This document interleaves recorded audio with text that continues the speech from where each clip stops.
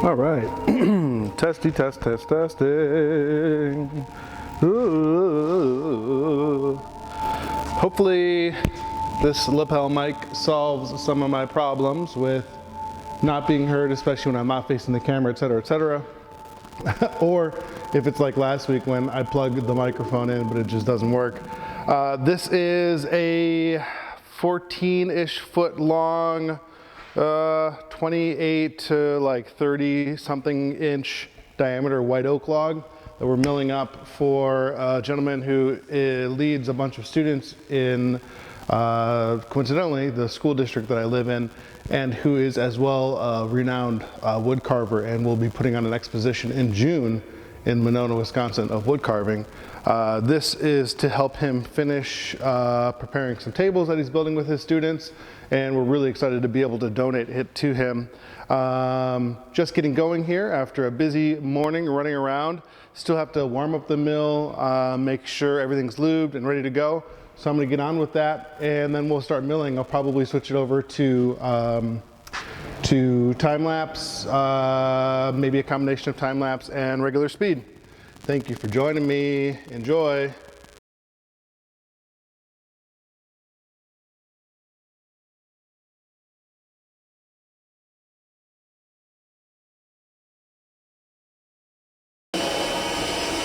All right, let's try this again. Yeah, I specialize in that, not this. You know, I figure it's fun to, especially for friends and family, to bring them along with me as I mill. So I'm glad that you're joining me as well. What we have here today, oh, let me finish that thought. So it's fun to bring folks along with me because the thing is pretty nuts and it's pretty fun what I do. And that said, I'll try to get better and better at filming and sound and whatever. Got a new lapel mic, hopefully it works.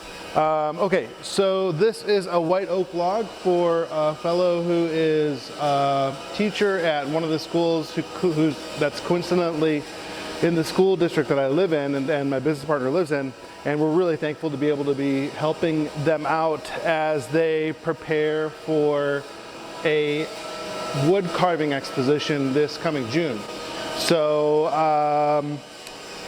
this is going to be turned into tables, stands for the wood carvings to be displayed on.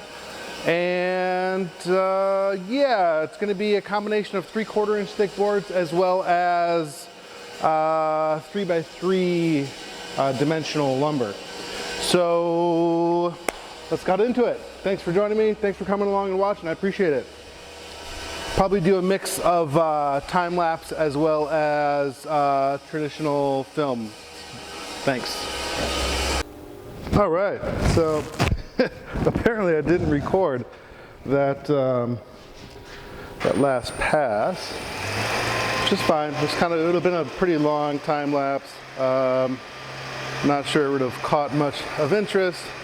I did get everything warmed up. I did lube the blade guides, and it is running smooth.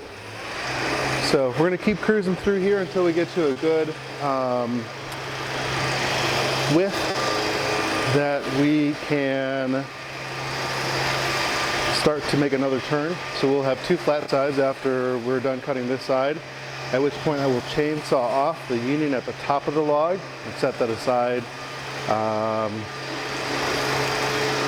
It's going to be too hard to position the log for the 3x lumber with that big chunk there, so I'm gonna forego that. 3/4 inch cut, we need to go down. We are at 10 1/4 now, so we'll be going to 9 1/2.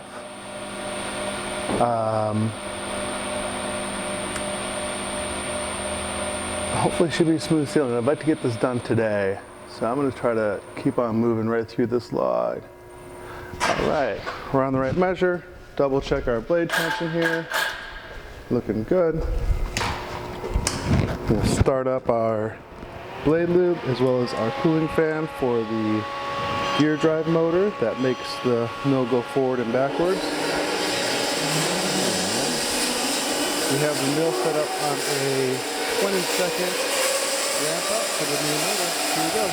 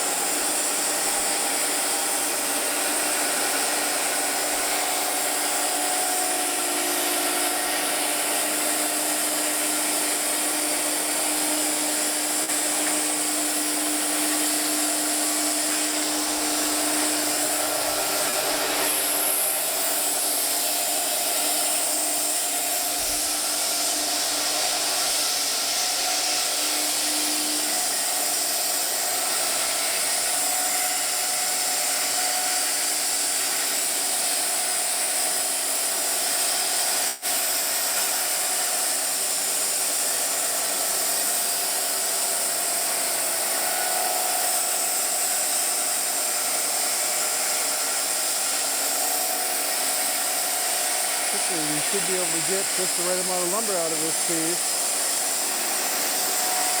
It's a nice long log, so those dimensional pieces, there's a lot of length to make up for whatever this width. I'll be really curious to see how this audio comes through with the new lapel microphone. Maybe I can tell you some stories, you know. A lot of milling is, I don't want to call it standing around because you're operating the machine, but it certainly isn't, you know, just kind of hanging out. Patterns on the alternate. Maybe I'll do some yap as usual here. Alright, so peaking out about 16 amps, 17 amps. Doing about, oh, here's 18.5 amps. And, oh, 19.2. So that's a pretty thick, burly union now that we're getting all the way in there. We took that at 24.8 on the Hertz scale.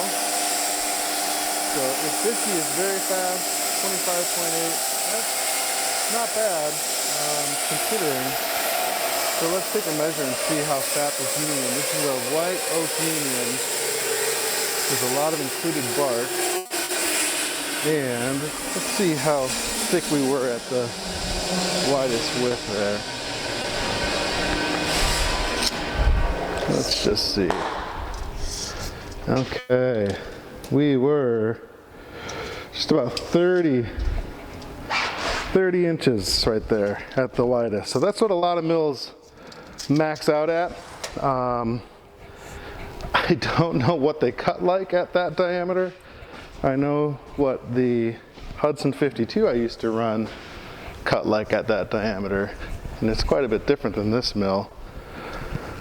I spent a lot of time this weekend thinking about the trade-offs between going fast and getting quality results. And I just, you know, I know time is money, but so is quality. I just can't see myself appreciating a scenario whereby I'm trying to mill for speed. I think quality is. Wins out for me at least. And this is a very custom. Most of the jobs we do are some pretty unusual shapes. You know, one of my colleagues was asking me the other day, he was curious as to whether we would get a more elaborate hold down system developed for the mill. And boy, that really got me thinking.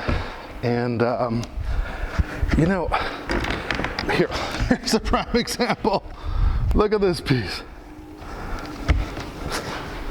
That's just a weird piece of wood. And a lot of the wood that we cut is just weird. I'm not sure how much it would really benefit from having a hold down system, and boy, would it be complex to develop. We just cut such a variety of thicknesses and lengths, types. Most of the stuff we cut is big enough where it's just the weight of it is sufficient to really hold it down. So anyways, that did have me thinking for a while though. The other thing it has me thinking is, I'm thinking about cutting, I don't know, I either cut the union off now or I cut it off after a couple more cuts, but it's already starting to, you know, moving these big boards with that big union hanging off the one end is pretty annoying. So, all right, I'm gonna switch it back into, I'll switch it back into time-lapse mode and get some work done here.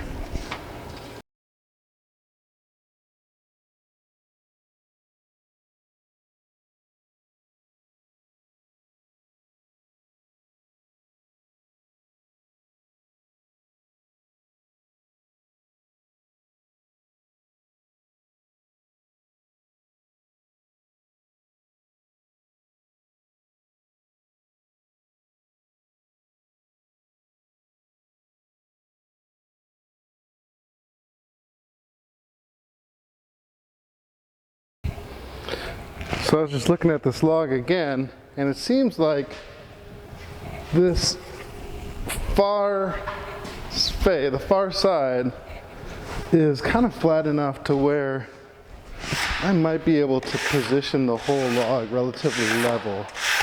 If this side is down, it's got a curve kind of this way.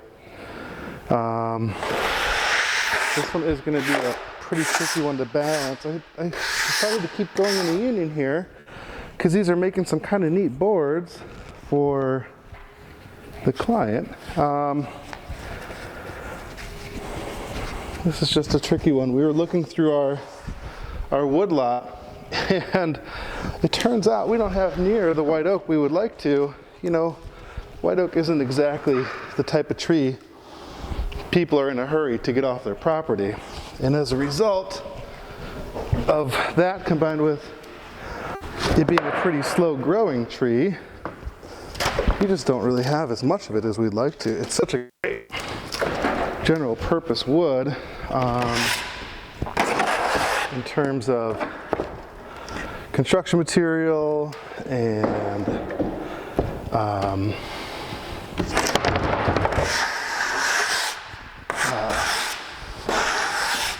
exterior durability, beauty. I love white oak. I think white oak and its ilk, the burl and the white oak and black oak, I think they might be some of my favorite wood. And as far as the tree is concerned, oh, they just make such beautiful trees. We planted a little white oak on our property last year, and you know, it's the kind of thing where, yeah, we could have planted something else that would have grown faster, and we could have gotten more enjoyment out of, you know, kind of like in our lifetime, air quotes. But I think when it comes to planting trees, it's not just about right now, it's about, you know, kind of what you're passing on to those who come after you. And what a nicer gift to perpetuity than a white oak. I do not know of another species I'd rather see populate. Okay, so I think I got to make a decision here. Either I cut this union off, and I should have enough to make it through what we discussed with the client.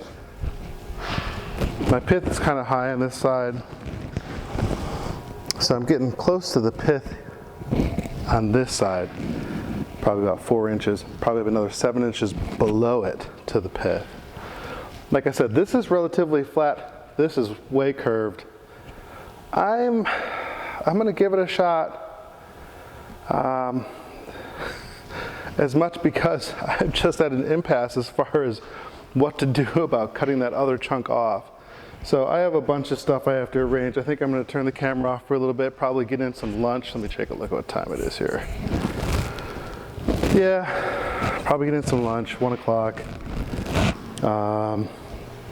Put some fences in to our fence holders here. Get this log set up, flip it up. Actually flip it and then flip it up. Get this really angular face off of it and then proceed.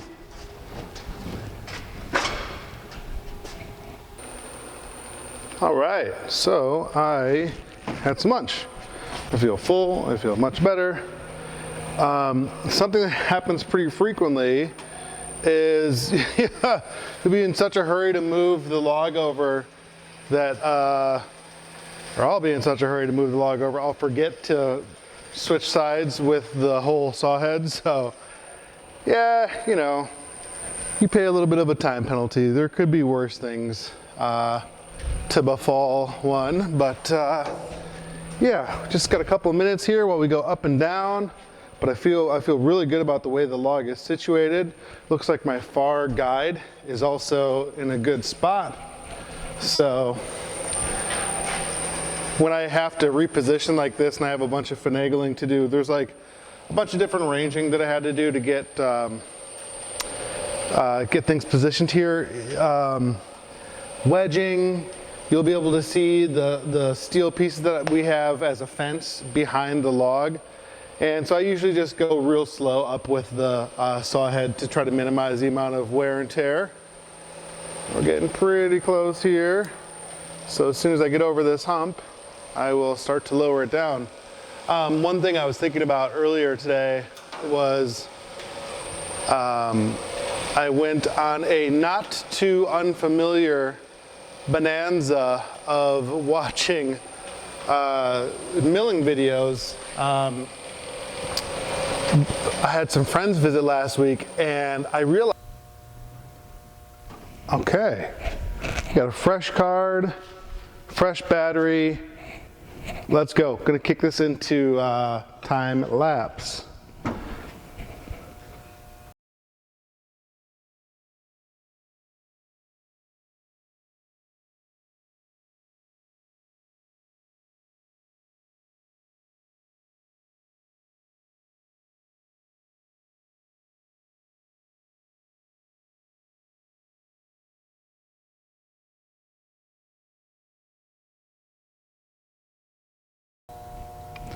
All right, so far so good on this third face.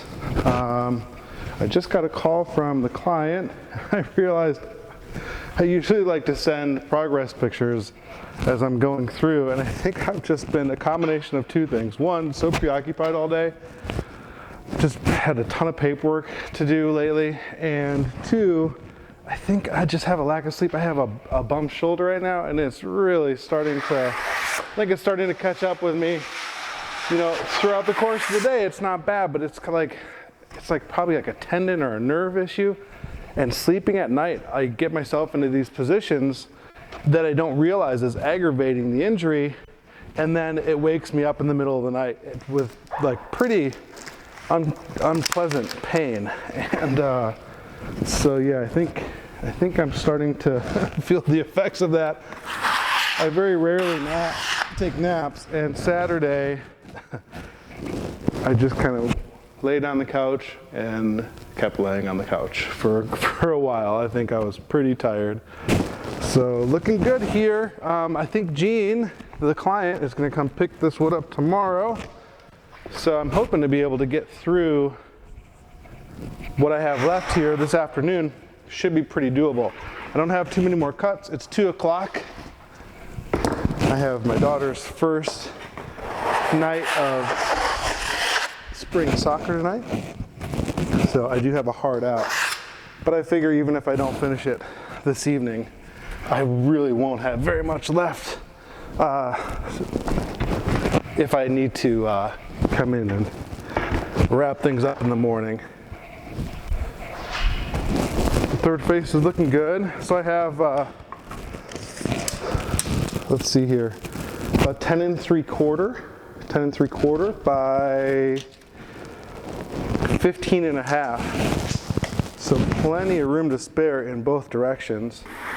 I'm gonna go and look back over the cut sheet again and make sure I know exactly what the client wants. Gonna go make double check and make absolutely sure, and then make the turn. Looks like I can take, I would say, let's see, probably 1 or 2 more cuts here. I definitely have room on this side from the metal fence, the metal tube, the steel tube fencing. So I'm going to take a couple more cuts.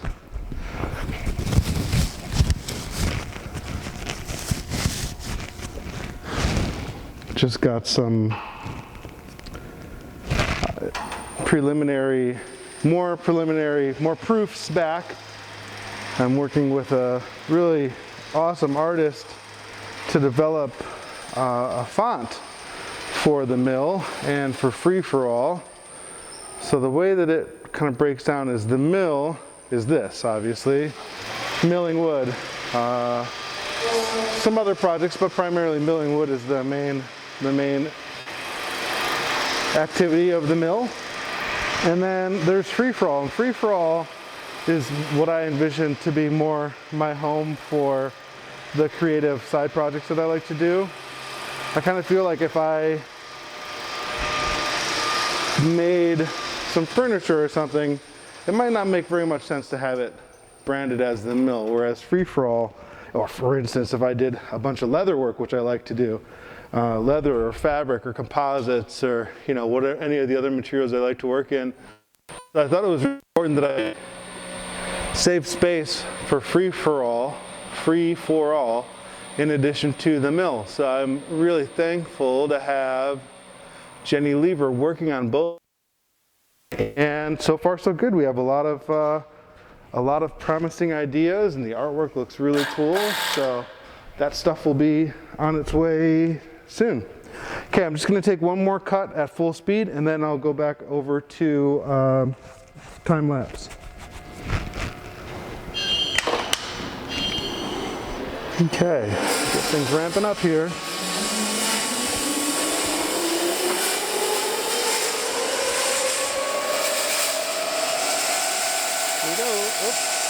Gotta make sure to hit the direction button before I go. Alright. I like to enter the board and then just slightly speed up once I'm in. Don't want to just crash into the wood. I feel like it's better to kind of gradually feed into it. Should be able to go at a pretty good clip here. Looks nice and consistent.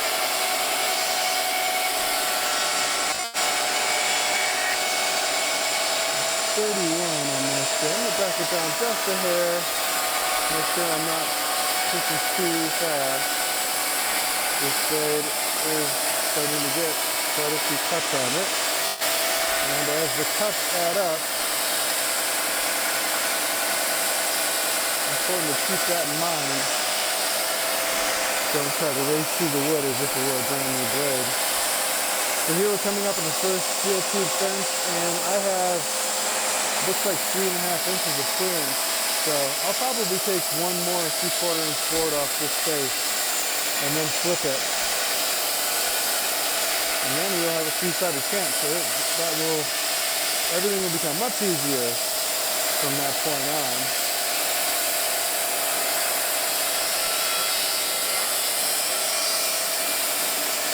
Machine's running smooth. Real nice.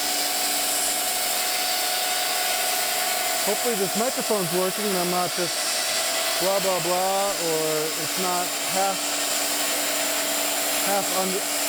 understandable.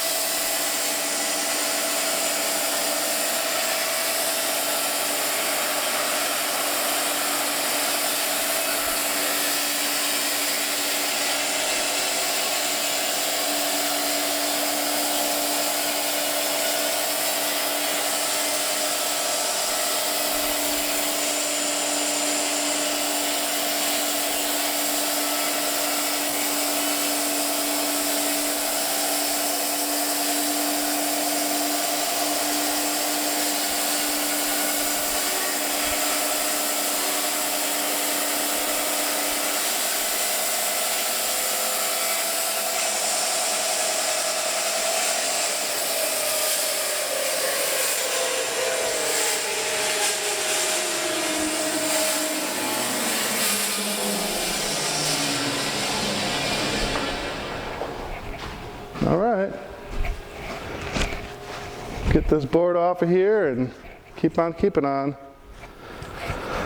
I'm just trying to get all the way until I'm done with this line of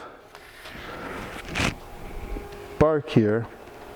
You know, this reminds me, getting rid of these last bits of bark reminds me a lot of when you're finishing, when you're sanding and finishing or planing and finishing a board. You don't want to go overboard, becoming kind of obsessed with that extra bark, because they can linger on some of these funky shaped logs. So I try to make sure not to go too far in the log, just for the sake of getting rid of the bark. Looks good. Looks really nice.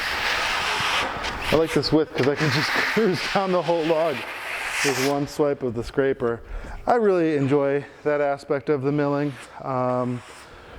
Really allows me to keep track of how the blade's looking, how the cut's looking. You know, I could just keep cruising through this log, but other than by keeping track of the sound, I'd have a really hard time discerning the quality of the cut. So I think it's really important to inspect each cut and make sure nothing's gone wrong.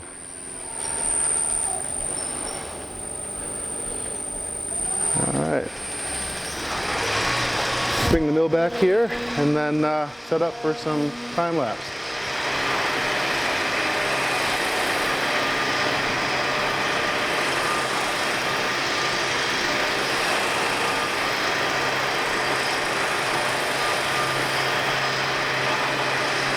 And I'm going to text Gene a picture real quick. Should have been doing that earlier. The best time to start something is now. That's a good quote, I think. All right, back to the time lapse.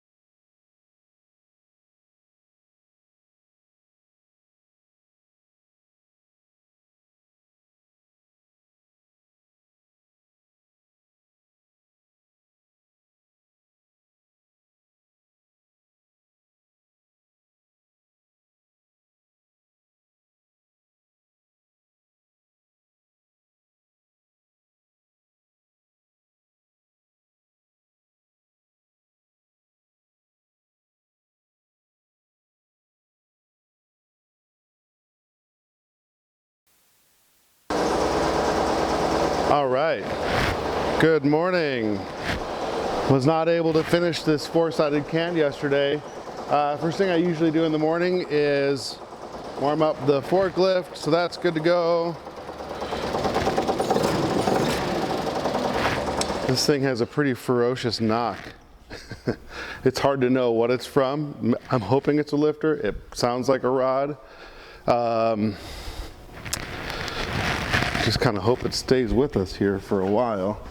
It runs good, other than the ferocious knock. Get everything into position here.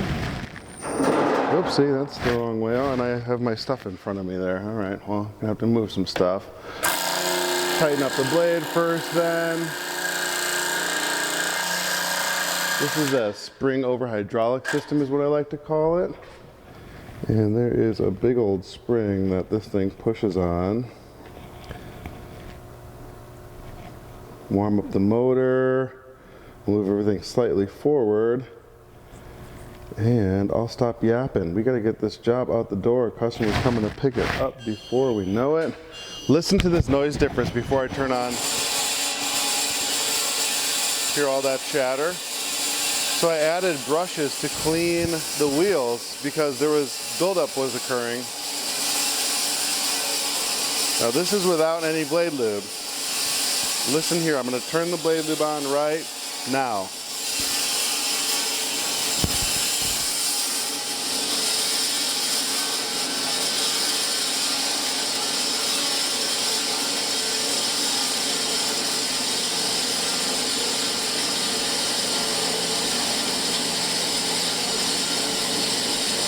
Pretty dramatic difference, no? So yeah, I really believe in blade lube. I think it's important. You know, I've researched it a bunch back and forth. I'm always double checking to make sure that when I'm at tension, my blade is tracking properly, and it always is, thankfully. So yeah, blade lube is where it's at, for sure. I've kind of gone back and forth. It's like you'd rather not have to run it. On things like oak, using water can activate the tannic process and stain the wood slightly.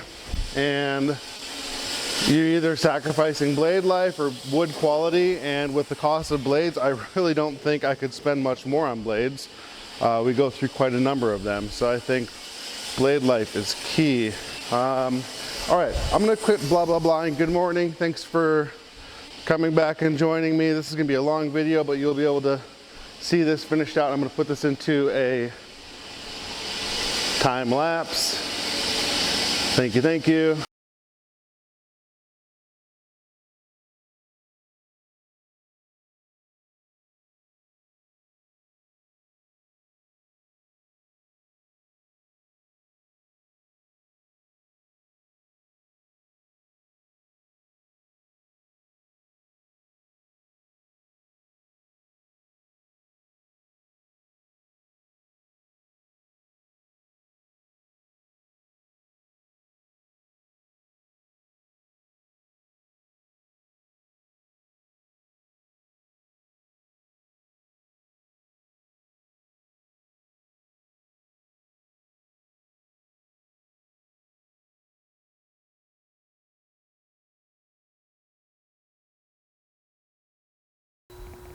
I realize this angle kind of has you looking at the blade guard all the time, and that's no fun.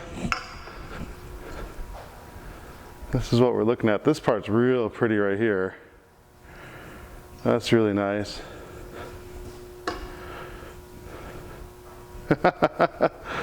This isn't exactly the this isn't exactly the gimbal anyone had in mind. I'm walking around with my huge tripod. All right, that looks pretty.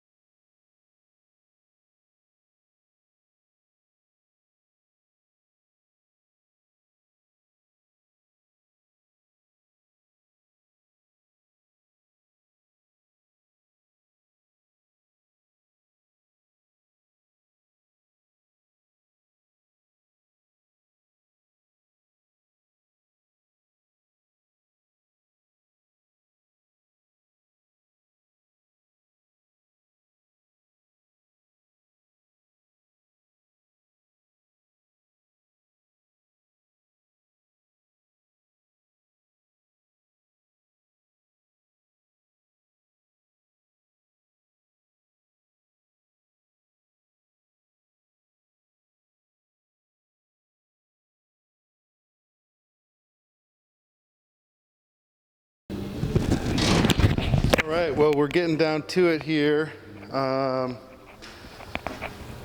Client should be here within about a half an hour or so. So I better hurry up and finish before I got done here. That would be nice. Try and get you a good view of what the stack looks like. So this is kind of what the stack looks like as I'm cutting boards out of it. 3x3s and a 4/4 board sandwiched in there. You can see it gets pretty tight. I don't think I would accomplish that same degree of tightness unless I had some kind of a hydraulic system on there with a hold down. Maybe someday, but man, that's a lot of